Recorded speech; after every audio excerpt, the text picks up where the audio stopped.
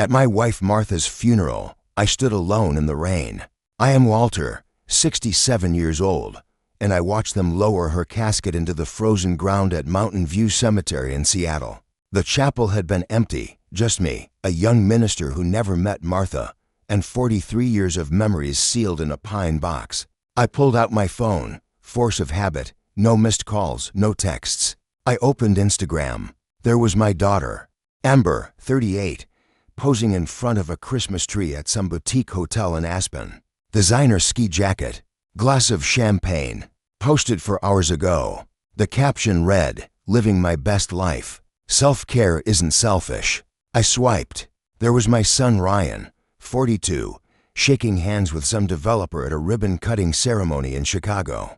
That confident smile I used to be proud of. Posted 6 hours ago.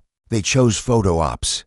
They chose networking events over their mother's goodbye. They thought I was just a broken old firefighter, a relic from another era, someone to be managed and then forgotten. They had no idea what was waiting for them. The next morning, when the doorbell rang at 9 o'clock, I was sitting in the kitchen. I had been awake since 4 o'clock. The house was too quiet without her. I opened the door. There they were, Ryan and Amber. Not in black. Ryan wore a charcoal suit, expensive, the kind you wear to close a deal, not mourn your mother. Amber had on cream-colored athleisure. Athleta, probably. Her hair was in a high ponytail. She looked like she had just finished a yoga class. They carried Starbucks cups and a paper bag with bagels. "Morning, Dad," Ryan said, walking past me like he owned the place. The smell of his cologne filled the hallway. Too much of it. "We brought breakfast," Amber said, placing a large coffee in front of my usual spot at the kitchen table. Double, just how you like it. That small gesture, that calculated kindness. It sat in my stomach like a stone. I sat down. This was Martha's kitchen. It should have smelled like her cinnamon rolls and her laughter. Now it just smelled like lies. Ryan took the chair across from me. He cleared his throat. "Listen, Dad. About yesterday, about the funeral. I am so sorry." I just looked at him. I was stuck. It was the closing on the Young Street development. 3 years of work, $40 million. I had to be there. You understand?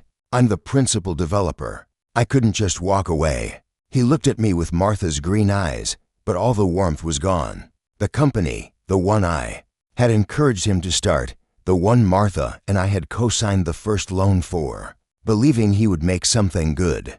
Mom would have understood, he added, twisting the knife. She was always practical about business. Amber, who had been checking her phone, finally looked up. "And my event, Dad, it was huge. A brand partnership with a major wellness company. I had a contract. I couldn't cancel. They would have sued me. Brand partnership." The words just hung there. I looked at my daughter. At 38, she was a construct of filters and sponsorships. I remembered a 6-year-old girl who cried for a week when our golden retriever died, who refused to go to school because she wanted to stay home and keep the dog's collar under her pillow. Where did that girl go? "It's complicated," Amber said. "You wouldn't understand. It's my work." I let the silence stretch. "Anyway, I'm devastated," she continued, sipping her coffee. "It happened so fast. So fast." Martha had fought heart disease for 9 months. 9 months of hospital visits, medication adjustments, and slowly losing her strength. 9 months where I held her hand every single day. 9 months where Ryan was too busy with developments and Amber had a sponsored retreat she just couldn't miss. We sent flowers, Ryan cut in. A huge arrangement, very tasteful. I remembered the flowers. They had arrived at the funeral home with a card that said from Ryan and Amber Miller. They hadn't even bothered to write it themselves. It was printed. "Dad, we need to talk," Ryan said, the fake sympathy evaporating. "We need to be practical." "What do you mean, I mean?" he said, shooting a quick look at Amber. "We need to settle the estate for everyone's good." He stood, walked to his leather briefcase by the door, and brought it back to the table. The snap of the locks echoed in the quiet kitchen. He pulled out a thick folder and slid it across the table. "What is this?" "Mom's will," he said, his voice dropping into a serious tone. "Or rather, the lack of one. She died. Intestate, Dad. No will, which means under Washington state law the estate is split. You get the preferential share, but the rest is divided among the children. My blood went cold. The house, Amber said, right on cue. This house is worth $1.8 million, Dad. Maybe more in this market. That's a lot of equity just sitting here. Ryan nodded. Exactly. And honestly, you don't need this big place anymore. It's too much for you to maintain. The stairs, the yard. You're 67. You should be in a condo, something easier. He flipped the folder open. There were real estate listings paper-clipped inside. 1-bedroom condos in Bellevue. Small places, cheap places. We've already talked to a realtor, Ryan continued. She can list it next week. We can probably close by February. You'd walk away with your share, buy something small, and still have money left over. And what about your shares? I asked quietly. Ryan smiled. It didn't reach his eyes. Well, obviously, Amber and I would split the remainder after your preferential share, of course. It's only fair. We're her children, too. Fair, I repeated. Dad, please, Amber said, putting her hand on mine. Her nails were perfect, manicured. Don't make this hard. We're all grieving, but we need to be smart. The market is hot right now. If we wait, we might lose value. She didn't even pretend to cry. This house, I said slowly, is where we raised you. This is where your mother baked birthday cakes, where we had Christmas morning, where she taught you both to ride bikes in the driveway. Exactly, Ryan said. It's full of memories. But Dad, they're just memories. You can't live in memories. You need to live in reality. And reality is that this is a $2.3 million asset that's being wasted. 2.3. He had already had it appraised. I need time, I said. Ryan's patience snapped. He wasn't a 42-year-old developer anymore. He was a spoiled child who wasn't getting his way. You don't need time. This isn't complicated. Sign the listing agreement. Let us handle this. You're grieving. You're not thinking clearly. I stood up, everyone. Of my 67 years made my knees ache. But I felt something else. A cold, sharp anger I hadn't felt since my last fire call. I want you to leave, I said. Dad, don't be stupid, Ryan hissed, leaning forward. This house is half ours. You can't just keep it. We have a legal right. Get out of my house. You're going to regret this, Amber said, her voice shaking with rage. We're trying to help you. I walked to the door and opened it. The cold January air rushed in. They left, but I heard Ryan on the phone before he even got to his car. He was calling his lawyer. I closed the door and stood there in the silence. Then I remembered the safe deposit box key. Martha had given it to me 2 weeks before she died. Her hands were shaking so badly she could barely hold it. She had pressed it into my palm in the hospital. When I'm gone, she had whispered, go to the bank, box 317. Don't tell them. Don't tell anyone, just you. I hadn't understood then. I did now. I drove to the Wells Fargo on Main Street, the same bank we had used for 40 years. I showed them Martha's death certificate and the key. The manager, a woman named Patricia who had known Martha, led me to the vault. She gave me privacy. Inside box 317 was a brown envelope and a USB drive. The envelope had my name written on it in Martha's handwriting. I opened it with shaking hands. Inside was a letter, several pages, and something else. A document. The title made my heart stop. Transfer of land title. Registered owner, Walter James Morrison. The date was 3 months ago. Martha had transferred the house into my name alone before she got too sick, before she lost the strength. But it was the letter that broke me. My dearest Walter, it began. If you are reading this, then I am gone. And I am so sorry. I am sorry that I had to keep secrets from you. I am sorry that our children have become the people they are. Most of all, I am sorry that you are alone now. But you are not defenseless. I made sure of that. I know you are confused. I know Ryan and Amber came to you. I know. They demanded the house. I knew they would, because my love, they have been demanding from us for years. And I have been too weak too afraid to say no. Ryan borrowed $180,000 from us. Do you remember 5 years ago, for his investment opportunity? He promised to pay us back in 6 months. He never did. Every time I asked, he said the market was bad. The deal fell through. Next quarter. Always. Next quarter. Amber took $95,000 for her lifestyle brand company. The one that failed in 8 months. She never mentioned it again. She just moved on to the next thing, the next sponsor, the next filter. I paid, Walter. I paid, and I stayed quiet because I didn't want to hurt you. I didn't want you to see what they had become. But my silence was poison. It made them worse. It taught them that we were just a bank, just resources to be used. When the doctor told me I had 6 months, maybe less, I knew what would happen. I knew they would descend on you. I knew they would try to take the house. This house, the one you built the back deck on, the one where we slow danced in the kitchen on our anniversary. So I did what I had to do.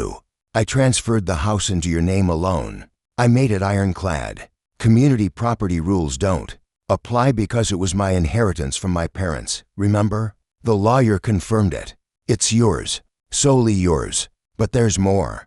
There's something you need to see. Something I recorded. It's on the USB drive. I did it while you were at physiotherapy. I'm sorry, my love. I'm sorry you have to see this, but you need to know the truth. You need to know who they really are. I love you, Walter. I have loved you since I was 22 years old. You are the best man I have ever known. You deserve peace. You deserve to live the rest of your years without vultures circling. So I built you a fortress. Use it. All my love forever, Martha. I sat there in that small private room in the bank vault. I couldn't breathe. I plugged the USB drive into my phone with the adapter I carried. One video file, dated November 9th, 3 weeks before she died. I pressed play. The video was shaky. Martha had propped her phone up on the nightstand in our bedroom. She was in her chair, the one we had moved into the bedroom when the stairs got too hard. She looked so small, so tired. And then Ryan walked in. Mom, we need to talk. His voice came through the speaker. Not gentle, not concerned, impatient. About what, sweetheart? Martha's voice was weak. About Dad. About the house. About the future. Ryan, I'm very tired. Can we? No, we can't do this later. You keep putting me off. Amber and I have been talking. We're worried. Worried about what? About Dad managing everything when you're gone. Mom, be realistic. He's 67. He's had knee surgeries. He can barely use email. How is he going to handle the estate, the house, the finances? Your father is perfectly capable. Is he, though? Mom, I love Dad, but he's from a different generation. He doesn't understand property values. He doesn't understand investment. He'll just sit in that house until he dies. And then what? The market could crash. We could lose hundreds of thousands. Ryan, this is not the time. When is the time, Mom? His voice got louder. Angry. When you're dead. When? It's too late. I'm trying to protect this family. I'm trying to protect Dad, but I need your help. I need you to sign something. There was a rustling sound. Papers. What is this? It's a transfer of beneficial interest. It puts the house into a trust. Amber and I are the trustees. We'll manage it for Dad. Make sure he's taken care of. Make sure the asset is protected. This says the house goes to you and Amber, not to your father. Well, yes, eventually. But Dad will have life interest. He can live there as long as he wants. We're just making sure it's protected for everyone. Ryan, no. That house is your father's home. Mom, don't be difficult. You're sick. You're not thinking clearly. This is what's best. Trust me, I do this for a living. I said no. There was a long silence. When Ryan spoke again, his voice was different, colder. Fine, then I guess we do this the hard way. When you die, there's no will. House goes into probate. Amber and I will fight Dad for our share. It'll take years. It'll cost tens of thousands in legal fees. Is that what you want? You want Dad to spend his last years fighting us in court, spending Martha's money on lawyers? You wouldn't. Try me. Mom, you have two choices. You sign this now. We handle everything quietly. Dad never has to know. He gets to live in the house. And when he's gone, Amber and I get what's fair. Or you refuse, and we make his life hell. We tie up the estate for years. We contest everything. We'll claim he manipulated you. We'll claim diminished capacity. We'll make him look like a fool. Martha was crying. I could hear it on the video. How did you become this? She whispered. I became smart, Mom. I became realistic. Now sign the papers. Get out. What? Get out of my room. Get out of my house. Mom, get out. She was screaming now. Weak, but screaming. Get out or I'll call the police. I'll tell them you're trying to extort me. There was silence. Then footsteps. The door slammed. The video continued for another minute. Martha just sat there, crying. Then she looked at the camera. Walter, she said, looking right at me. I'm so sorry you had to see this. But now you know. Now you understand. They're gone, my love. The children we raised are gone. These people are strangers. Don't give them anything. Don't give them mercy. They wouldn't show you any. I love you. Be strong. The video ended. I sat there in the bank vault. I don't know how long. Patricia knocked softly. Morrison. Are you all right? I wasn't, but I would be. I drove home. I didn't cry. I was past crying. I called the lawyer Martha had used. Her name was on the title transfer document, Sharon Shen. She agreed to see me that afternoon. Your wife was a very smart woman, Sharon said after I showed her everything. The house is yours completely. They have no claim. The transfer was done properly. She was of sound mind. We have the doctor's assessment, the notary's signature. It's bulletproof. They're going to fight, I said. Let them. They'll lose. And Mr. Morrison, there's something else.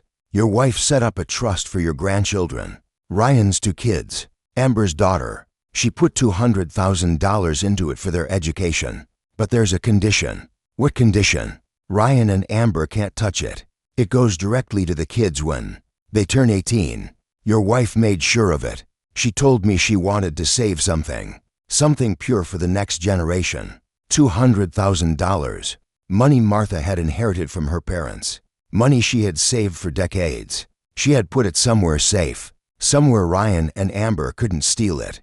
3 days later, Ryan's lawyer sent a letter. They were contesting the title transfer. They were claiming Martha had been coerced, diminished capacity, undue influence. Sharon filed a response. She included the video. Ryan's lawyer withdrew the case in 48 hours. But they didn't stop. Amber called me, crying. Fake tears. Dad, please. I don't have anywhere to live. My landlord raised my rent. I need help. You have a career, I said. You have sponsors. Those dried up. The algorithm changed.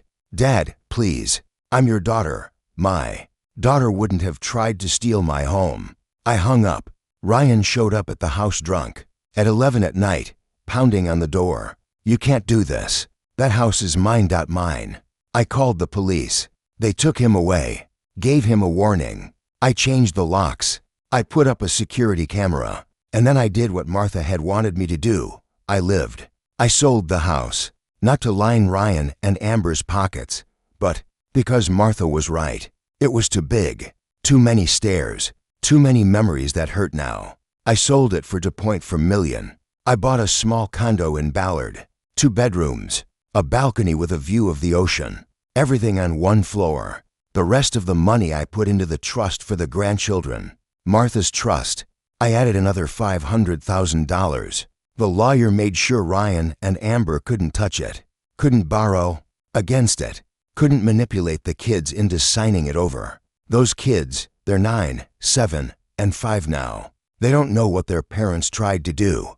Someday they will, but for now, they have a future. They have education funds. They have something their parents can't ruin. I see them sometimes, the grandkids. Ryan drops them off for visits now, not because he's sorry, but because his wife made him. She saw the video. She was horrified. She threatened to leave him if he didn't make peace. The visits are awkward, tense.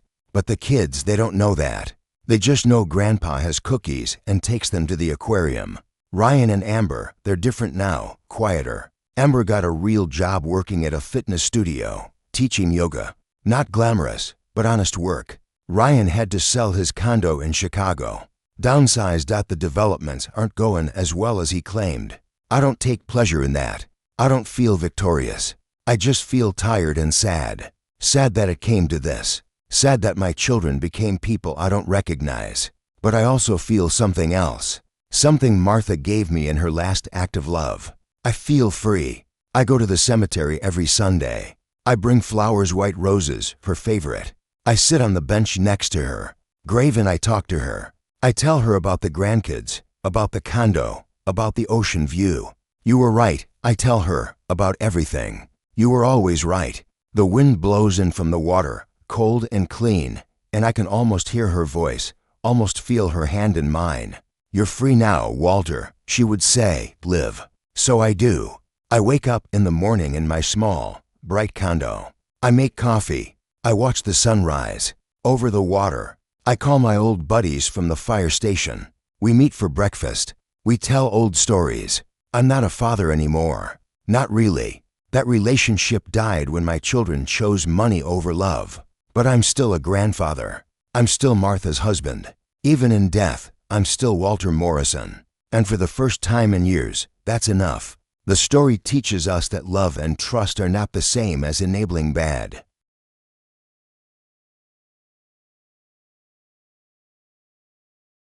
Behavior. It shows that sometimes the people we love most become strangers we don't recognize. It proves that real strength isn't about being the biggest or the loudest. It's about having the courage to say no, to set boundaries, to protect yourself from those who would use your love as a weapon. Martha's final act wasn't just about saving the house. It was about saving me, about giving me permission to live, without guilt, without obligation to people who had stopped being family a long time ago. It's a reminder that it's never too late to start over. That peace isn't found in wealth or status or perfect children. It's found in knowing you did the right thing, in knowing you honored the people who loved you, in knowing you refused to be a victim. What would you have done in my place? Would you have fought? Would you have given in? Would you have found the strength to walk away? Let me know in the comments below.